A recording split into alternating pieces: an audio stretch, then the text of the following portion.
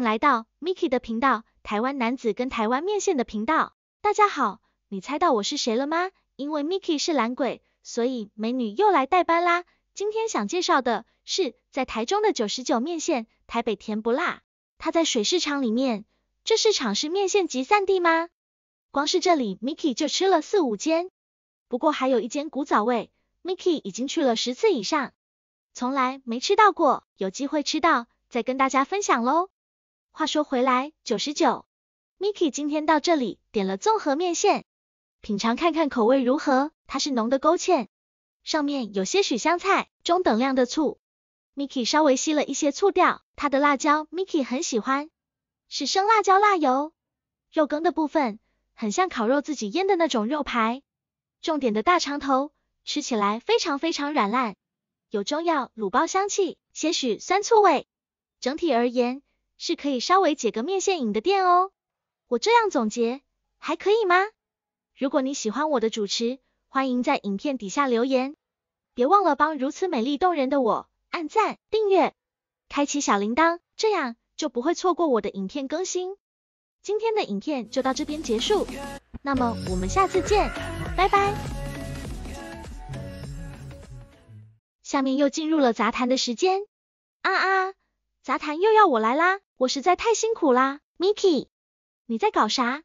是不是大家不按赞，让频道主持人失去干劲啦？最近 Miki 发现，他的电影标准越来越高，演员的表演如果让他感到不自然，他就会放弃不看。最近他看的一些电影和电视剧中，分配角色的概念很明显，让他感到剧情多余且刻意。一部好的作品应该让观众不觉得这些元素是强制塑造的，否则会影响观影体验。前阵子他看了布莱德比特的《子弹列车》，前面很好看，感受到导演的功力强大，因此即使有些情节稍微刻意塑造，也不会让人感到突兀，而且其中还有许多幽默有趣的地方。不过后面的剧情稍微有些粗糙，特别是那个日本爸爸和大魔王白死的出现，破坏了剧情。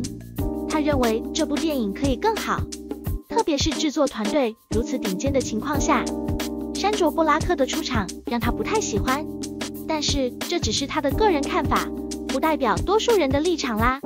讲到日本的电影跟剧， Miki 越长大越看不下去。以前他最喜欢看日本的，因为简短有力，不拖泥带水，而且恐怖片的气氛很好。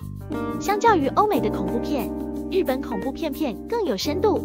但现在觉得日本的铺陈太长，剧情常常刻意，也有太多炒冷饭的题材，而且90%的剧本里面都有一个格格不入的少年或是少女出现，还会时不时的跟你说教一下，表现也挺制式化的，而且有很多很刻意的演技。相对的 Miki 现在反而越来越喜欢看日本动画，因为能展现各种华丽的科幻情节。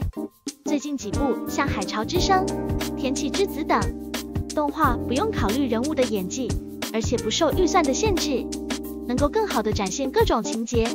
至于美国和欧美的卡通漫画， Miki 却完全看不下去，尤其那种蝙蝠侠漫画画风以及对话互动都好奇怪。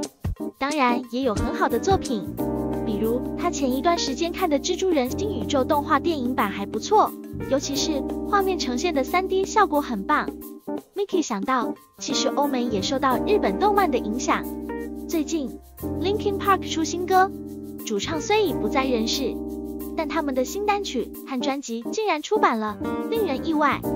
Miki 听完后觉得很好听，也很怀念他们这个让人喜爱的乐团。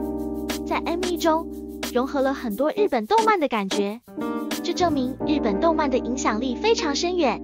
进击的巨人也很棒，被视为日本动漫代表作之一，即使剧情最后引起不少争议，不过它还是一个庞大的故事，让观众能够深入了解那个的世界观和架构。当然也有一些拖沓处，但 Miki 个人不觉得影响到整体观感体验。